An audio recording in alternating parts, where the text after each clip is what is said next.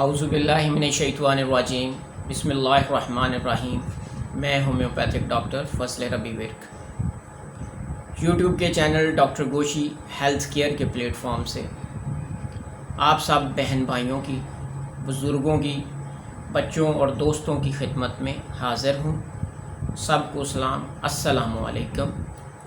آج کا ہمارا ٹاپک یورک ایسڈ ہے۔ یہ ایک بہت ہی کامن ڈیزیز ہے، تو انشاءاللہ اس کے بارے میں ہم کوشش کریں گے کہ آسان الفاظوں کا استعمال کر کے آپ لوگوں کو سمجھایا جا سکے۔ تو چلیں ہم شروع کرتے ہیں۔ یورک ایسڈ کیا ہے؟ یورک ایسڈ کیوں ہوتا ہے؟ یورک ایسڈ کے اسباب، وجوہات کیا ہیں؟ یورک ایسڈ جب ہو جائے تو اس کے سائن اور سمٹمز کیا ہوتے ہیں؟ یورک ایسڈ میں کیا کھائیں، کیا نہ کھائیں، ڈائٹ پلان کی بات کی جائے گی۔ یورک ایسڈ کے لیولز کے لیبارٹری ٹیسٹ کرواتے وقت باڈی میں، خون میں اس کا لیول کیا ہونا چاہیے، اور لاسٹ میں جو اہم چیز کہ اس میں ہومیوپیتھک ٹریٹمنٹ کیا ہے اور کس سے ہم کو جلد افاقہ اور آرام مل سکتا ہے۔ یورک ایسڈ کیا ہے؟ یورک ایسڈ تیزابیتی فاسد مادہ ہے جو ایک ویسٹ پروڈکٹ ہے۔ یہ پروٹین کے زیادہ استعمال کی وجہ سے اس کا لیول خون میں بڑھ جاتا ہے اور اس سے بے شمار امراض لاحق ہو جاتی ہیں۔ اس طرح کی کنڈیشن کو ہم میڈیکلی ٹرمینالوجی میں ہائپر یوریسیمیا بھی کہتے ہیں۔ نیکسٹ ہمارا پوائنٹ کہ یورک ایسڈ کیوں ہوتا ہے، تو اس کی سب سے بڑی وجہ ہمارے گردے ہیں، جب وہ پراپر طریقے سے فلٹر نہیں کر پاتے۔ یعنی یورک ایسڈ کے کرسٹلز جو ہیں پروٹین کے زیادہ استعمال کرنے کی وجہ سے یورک ایسڈ کے کرسٹلز جو ہیں وہ کڈنی میں ڈپازٹ ہونا شروع ہو جاتے ہیں یا وہاں پہ رک جاتے ہیں، تو ان کے رکنے کی وجہ سے انفیکشن پیدا ہو جاتی ہے، بلاکیج پیدا ہو جاتی ہے، جس کی وجہ سے فلٹر نہیں ہو پاتے فاسد مادے، تو اس وجہ سے یورک ایسڈ بڑھ جاتا ہے، یعنی ہائپر یوریسیمیا ہو جاتا ہے۔ نیکسٹ پوائنٹ، اس کے اسباب، کن وجوہات کی وجہ سے، کن اسباب کی وجہ سے ہائپر یوریسیمیا، یورک ایسڈ بڑھ جاتا ہے۔ تو یورک ایسڈ کے بڑھنے کی سب سے بڑی وجہ ہماری غذا ہے، غیر متوازن غذا ہے، ہمارا کھانا پینا ہے۔ ہم جو غذا استعمال کرتے ہیں وہ ہمارے لیے، ہمارے جسم کے لیے کچھ غذائیں وہ بہتر نہیں ہوتی، کیونکہ جن میں پروٹین زیادہ استعمال کیا جاتا ہے وہ ہمارے لیے ٹھیک نہیں ہوتی، تو کچھ ہماری غذائیں ہیں اور غیر متوازن غذا کا استعمال ہے۔ دوسری بڑی وجہ مختلف قسم کی بیماریاں ہیں جن کی وجہ سے جسم میں یورک ایسڈ بڑھ جاتا ہے۔ مثال کے طور پہ جوائنٹس، یرغان، دوسری جو شوگر، یہ تیزابیت، یہ ساری ذیابیطس کے پیشنٹس، اور خاص طور پہ عورتوں میں جب مینوپوز کا ٹائم آتا ہے تو اس وقت یورک ایسڈ لیول جو ہے باڈی میں انکریز کر جاتا ہے، بڑھ جاتا ہے۔ اب بات کرتے ہیں ڈائیگنوز کی کہ ہائپر یوریسیمیا کا کیسے پتہ چلے، یورک ایسڈ کا لیول باڈی میں بڑھ گیا ہے تو اس کو کیسے ہم پہچانیں، یعنی سائن، سمٹمز، علامات۔ تو اس میں سب سے پہلے یورک ایسڈ لیول جن پیشنٹس میں بڑھ جاتا ہے ان میں جوائنٹس پین، ارتھرائٹس کا مسئلہ ہو جاتا ہے، جوڑوں میں دردوں کا پرابلم ہو جاتا ہے، جوائنٹس میں سوجن، سویلنگ، جلن، ریڈنس ہو جاتی ہے، پیشنٹ انزائٹی کا شکار ہو جاتا ہے، بے چینی، ڈپریشن، ہائپر ٹینشن، یہ سارے مسائل یورک ایسڈ کے بڑھنے کی وجہ سے ہوتا ہے۔ اور جب انفیکشن ہو جاتی ہے تو سوج جاتا ہے، تو اس کو ہم گاؤٹ بھی کہتے ہیں۔ تو یہ سارے مسائل یورک ایسڈ لیول کے بڑھنے سے ہوتے ہیں اور یہ ساری اس کی علامات ہیں۔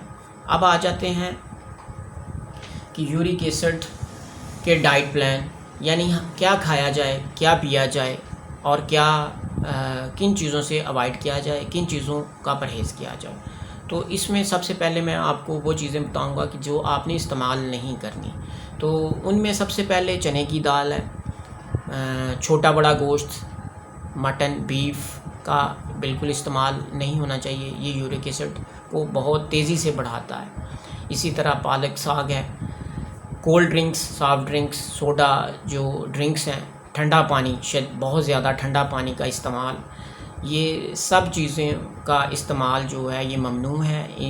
ان کا استعمال جو ہے وہ یورک ایسڈ کو بڑھانے کا باعث بنتا ہے۔ جو چیزیں ہم کھا سکتے ہیں وہ مسور کی دال، مونگ کی دال، ٹینڈے، کدو، اسی طرح سے وائٹ میٹ یعنی چکن جو ہے وہ اس کا ہلکا پھلکا آپ استعمال کر سکتے ہیں۔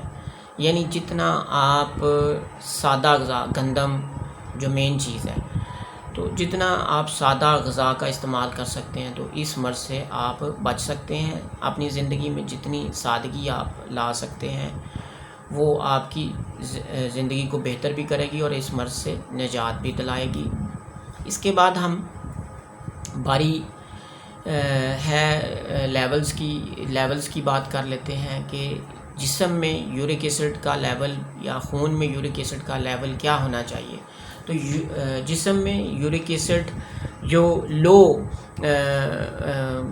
کہ اس سے لو نہیں ہونا چاہیے، 2.5 mg/dl، یعنی اس سے بلو نہیں ہونا چاہیے، کم نہیں ہونا چاہیے۔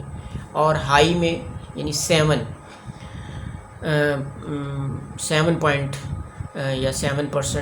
جو ہے وہ ہونا چاہیے۔ نارمل جو ہے اس کی رینج وہ 2.5 اپ ٹو 7 ہے، تو یہ اس کی نارمل لیول کی ریشو ہے۔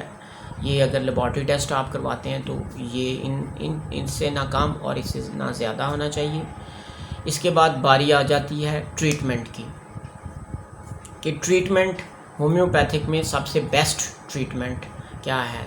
تو اس کا علاج ہومیوپیتھک میں ہماری میڈیسن سب سے اول نمبر کی درجے کی میڈیسن ہے آرٹیکا یورین کیو میں۔ تو یہ آرٹیکا یورین کیو میں اس کا استعمال سب سے بیسٹ ہے۔ یہ 10 drops 3 time a day in few water, یعنی 10 قطرے تھوڑے سے پانی میں ملا کے دن میں 3 دفعہ صبح، دوپہر، شام اس کا استعمال کروائیں۔ اس کے ساتھ ہی ریسٹاکس 200 جو دن میں ایک دفعہ 5 ڈراپس تھوڑے سے پانی میں آپ نے استعمال کرنے ہیں۔ پھر اسی کے ساتھ ہی آپ نے لائکوپوڈیم 30 دن میں 3 دفعہ 5 ڈراپس کا استعمال کرنا ہے، یعنی دن میں 3 دفعہ 5 قطرے تھوڑے سے پانی میں ملا کے پینے ہیں۔ یہ سب میڈیسنس آپ نے الگ الگ پانی میں لینی ہے۔ تو جو سب سے اہم رول پلے کرے گی نائٹرم سلف 6x، نائٹرم سلف 6x ہے جو پانی کی مقدار کو توازن میں رکھتی ہے، برقرار رکھتی ہے، یعنی باڈی میں، جسم میں پانی کی مقدار کم ہو جائے یا زیادہ ہو جائے تو اس کو بیلنس کرتی ہے، اس کو توازن کرتی ہے۔ اس کو واٹر ایلیمینیٹر یا واٹر پیوریفیکیشن بھی کہتے ہیں، کہ یہ جسم میں یہ وہ کام کرتی ہے، یعنی پانی کا توازن برقرار رکھتی ہے اور فاسد مادوں کو جسم سے باہر نکالتی ہے۔ تو نائٹرم سلف جو ہے 6x، یہ 4 ٹیبلٹس 3 ٹائم اے ڈے اس کا استعمال بھی کیا جانا چاہیے، ساتھ ان 3 میڈیسن کے، یعنی ملا کے ان سب کو آپ نے ان کا استعمال کرنا ہے۔ انشاءاللہ آپ کو اس میڈیسن کے استعمال سے بہت جلد آرام ملے گا اور آپ کے یورک ایسڈ کے بڑھنے سے جو مسائل پیدا ہوئے ہیں وہ بہت جلد ختم ہوں گے۔ آپ نے ان میڈیسنز کا استعمال منیمم 2 سے 3 ماہ تک جاری رکھنا ہے۔ امید ہے کہ 10 سے 15 دن کے اندر ہی آپ کو پتہ چل جائے گا کہ میری مجھ میں بہتری آ رہی ہے اور میں ٹھیک ہو رہا ہوں۔ تو کنٹینیوسلی اس کا 3 سے 4 ماہ استعمال لازمی ہے۔ تو انشاءاللہ نیکسٹ ویڈیو میں پھر ملتے ہیں ایک نئی میڈیسن کے ساتھ، ایک نئی ڈیزیز کے ساتھ اور ٹریٹمنٹ کے ساتھ. دعاؤں میں یاد رکھیے گا. ڈاکٹر فضل ربی کو اجازت دیں. اللہ حافظ. پاکستان زندہ باد.